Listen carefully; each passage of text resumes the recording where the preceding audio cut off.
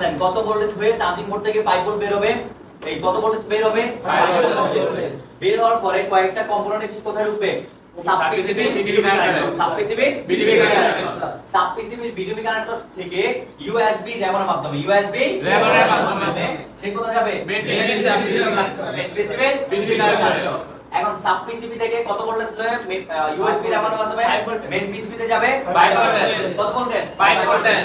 তারপরে কয়েকটা কম্পোনেন্ট একটা ক্যাপাসিটর একটা টিপি পয়েন্ট আরটা ক্যাপাসিটর হয়ে তারপর সে কোন আইসি ঢুকবে তাহলে বিবাস লাইনটা সর্বপ্রথম কোন আইসিতে ঢুকবে ওবিপি আইসি থেকে সে আবার লাইনটা বের হয়ে তাহলে ওবিপি আইসি ইনপুট কত ভোল্টেজ নেবে 5 ভোল্টেজ বের করবে কত ভোল্টেজ 5 ভোল্টেজ বের করে সে কোন আইসিতে ঢুকবে চার্জিং আইসি কোন আইসি চার্জিং আইসি কত ভোল্টেজ ঢুকবে 5 ভোল্টেজ কত ভোল্টেজ 5 ভোল্টেজ।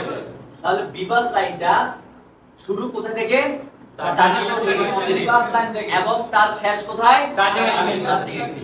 তাহলে তার শুরু হচ্ছে আমাদের চার্জিং পোর্টের বিবাস লাইন এবং শেষ হচ্ছে চার্জিং এসি ঢুকা পর্যন্ত। তাহলে বিবাস লাইনে কাজ করতে হলো চার্জিং পোর্টের পদের থেকে আমাদের চার্জিং এসি ঢুকা পর্যন্ত বিবাস লাইনের কাজ।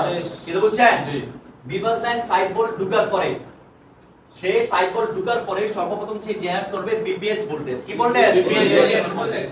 এই বিপিএইচ ভোল্টেজটা আমাদের বের হবে চার্জিং এসি থেকে কোন আইসি থেকে চার্জিং এসি থেকে। শর্ত হচ্ছে আগে কোন লাইন ঢুকতে হবে বিবাস লাইন বিবাস ঢুকবে সাথে সাথে আমাদের বিপিএইচ উৎপন্ন হবে বিপিএইচ উৎপন্ন হবে।